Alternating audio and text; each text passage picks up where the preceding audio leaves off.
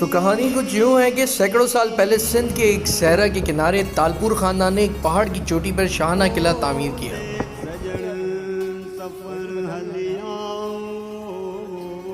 इस शानदार किले को ज़िला खैरपुर के कस्बे कोट डीजी में तामीर किया गया और ये कोट डीजी के किले के नाम से मकबूल हुआ है।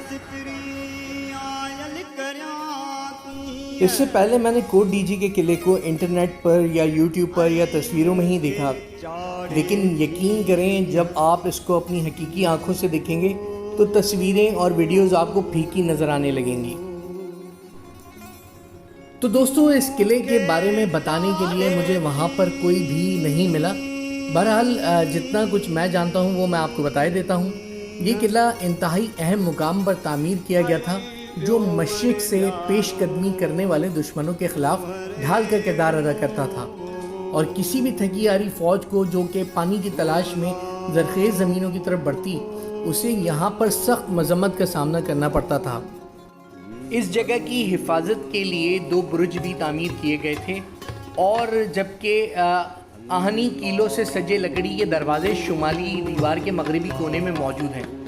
ये कीलों वाले दरवाजे जो है वो इस बात को यकीनी बनाते हैं कि जंगी दस्ते या हाथी इन लकड़ी के दरवाज़ों को तोड़कर अंदर दाखिल ना हो सकें और अपनी पूरी तारीख़ में इस किले पर कभी भी हमला नहीं हुआ।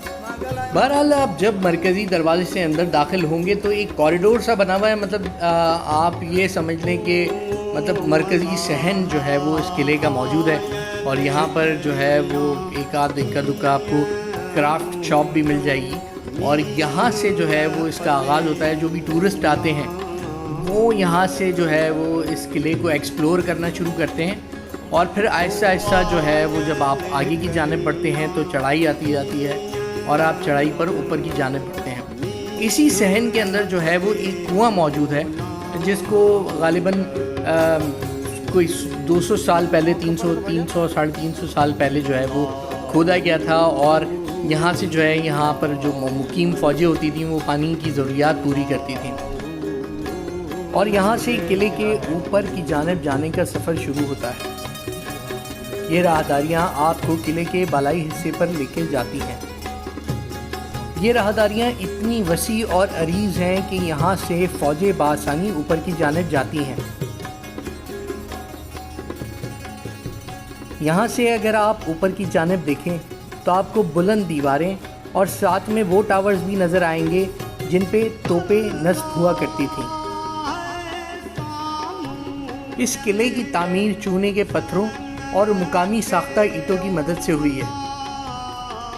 जिस पहाड़ी पर यह किला तामीर हुआ इसकी लंबाई 110 फुट है, जिसके ऊपर किले की दीवारें मज़ीद 30 फुट बुलंद हैं। इसके अलावा अहम 3 टावर्स भी मौजूद हैं जिनकी बुलंदी तकरीबन 50 फुट के लगभग है।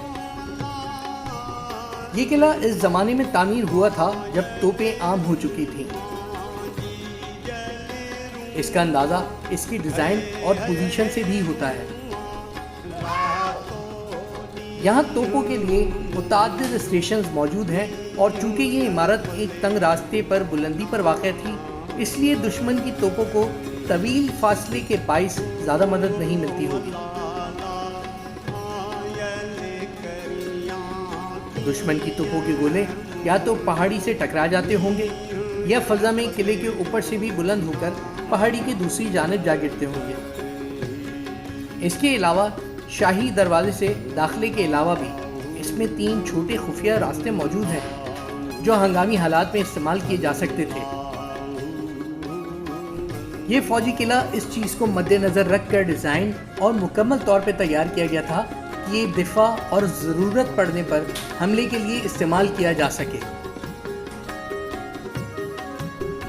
जबकि इसके ब्रोजों पर घर, टावर्स, असले का डिपो, पानी का ज़ख़ीरा, मीरों का हरम, एक जेल, अदालत के लिए एक मुकाम और बैरिक्स वगैरह मुहाफ़िज़ों और सिपाहियों को रिहायशी सहूलियात फराहम करती थीं। किले के बुर्ज तोपों को चोटी पर ले जाने के लिए भी इस्तेमाल होते थे। ये तोपें मुख्तलिफ हजम की होती थी, मगर चूँकि हर बुर्ज पर मुनासिब साइज़ की जगह मौजूद थी, इसलिए इन्हें मुख्तलिफ सिमतों में लगाया जा सकता था।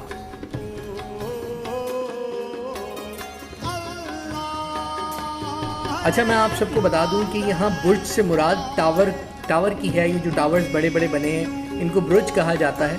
तो कुछ बुर्जों को शनाख्त देने के लिए नाम भी दिए गए थे, जैसे एक बुर्ज फतह ठल के नाम से जाना जाता है जो कि तीसरे दरवाजे के साथ है। यहाँ एक तालाब भी है जो पीने के पानी के ज़ख़ीरे के लिए इस्तेमाल होता था। ये तालाब 3.75 मीटर गहरा और 11 मीटर लंबा है, जबकि इसकी चौड़ाई 7 मीटर से कुछ कम है। यहाँ पर हमारी बात किले से मुतालिक जानकारी रखने वाले एक शख्स से हुई, तो आइए उससे बात करते हैं और मज़ीद जानते हैं किले के बारे में। आपका नाम क्या वजन? मेरा नाम फजल मोहम्मद जावरी।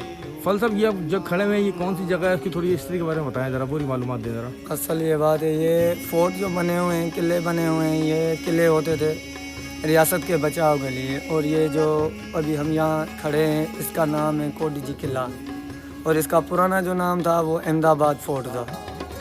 और इसके एंट्री गेट्स 3 हैं जिसको एलिफेंट प्रूफ गेट्स कहते हैं। और इनको बनाने वाला जो था वो मीर सोहराब खान टालपुर था।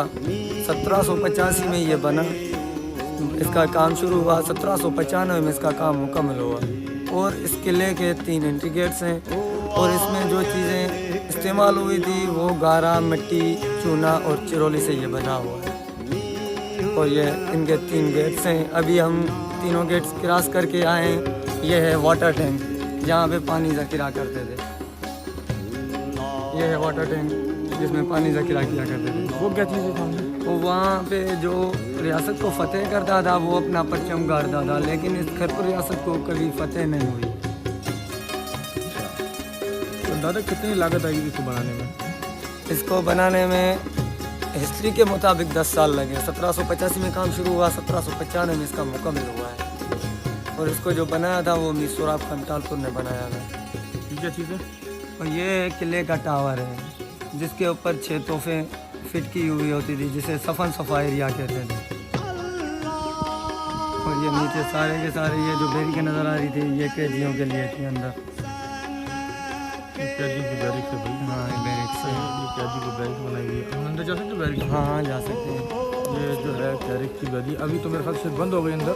अभी अंदर से, लेकिन थोड़ी सी आपको दिखा सकते हैं इसकी जो मतलब उनके बंदे आते हैं अभी तो घूमने, तो इनको पता नहीं चलता। ये जो है डीजी कोट किले की बैरिक्स है, ठीक है ना? यहाँ कोठी जिसे कहते हैं, कैदियों को डाल देते कोठी कहते थे, कैदी को इधर पकड़ के रखा जाता था। ये कैदी के लिए कैद खाने बनाए गए थे, कैदी रखे जाते थे। और ये आपको यहाँ से कोट डीजी से पूरा शहर नजर आएगा।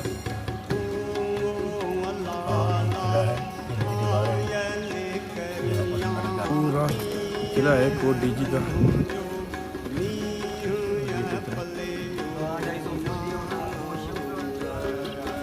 तो लाइफ से बहुत कहते होते थे, मुख्तलिफ शिफ्टों में चलते थे। ये वो जगह है, कहते हैं कि जी जो भी इस किले को फतह करता वो ना यहाँ झंडा गाड़ता, और कहा जाता है इस किले को आज तक किसी ने फतह नहीं किया। ये बुलंद और बाला किला जो है वो देखने से ताल्लुक़ रखता है, बहुत ही ज़्यादा खूबसूरत है। और मैं ये रिकमेंड करता हूँ कि आपको यहाँ ज़रूर आना चाहिए। जिसने भी ये किला बनाया बहुत खूब बनाया। कहा जाता है कि मीर सोहराब खान ने इस किले को अपनी मौत से कुछ साल कबल रिहाइश के लिए तैयार करवाया था, मगर बेचारे को यहाँ रहना नसीब नहीं हुआ। उसने जल्द ही इख्तियारात अपने बेटी के हवाले कर दिए। बहरहाल दोस्तों, आप सिंध में रहते हैं, अगर आपने ये किला नहीं देखा सिंध में रहते हुए तो कुछ नहीं देखा। और ये बड़ी अट्रैक्टिव चीज़ है यहाँ पर, ये जो कीलें लगी हुई हैं। मुझे ये बताया गया था कि ये हाथियों वातियों की दरअंदाजी के लिए पिछले ज़माने में हाथियों के ज़रिए जो है वो दरवाज़े तोड़ दिए जाते थे, तो उस वजह से जो है किले के दरवाजे पे ये सलाखें या कीलें या जो भी कह लें वो लगाई गई थी। इसके अलावा खूबसूरत किस्म का किला है, और जो है वो ऊंची ऊंची दीवारें हैं, 30-30 फीट ऊंची दीवारें हैं, 50-50 फीट ऊंचे बुर्ज हैं जिन पे तोपें लगी हुआ करती थी किसी ज़माने में, अब नहीं है। तो ये हमारा असासा है, हमें जो है वो इनकी हिफाजत करनी चाहिए। अगर आप कभी यहाँ विज़िट करने के लिए जाएं तो कोशिश करें कि यहाँ गंदगी ना करें। बाकी ये है कि किले के बलाई हिस्से से तकरीबन आप बखूबी पूरे शहर का नज़ारा कर सकते हैं। उम्मीद है ये वीडियो आपको पसंद आई होगी। मैं मिलूँगा आपसे अगली वीडियो में, तब तक के लिए अल्लाह हाफ़िज़।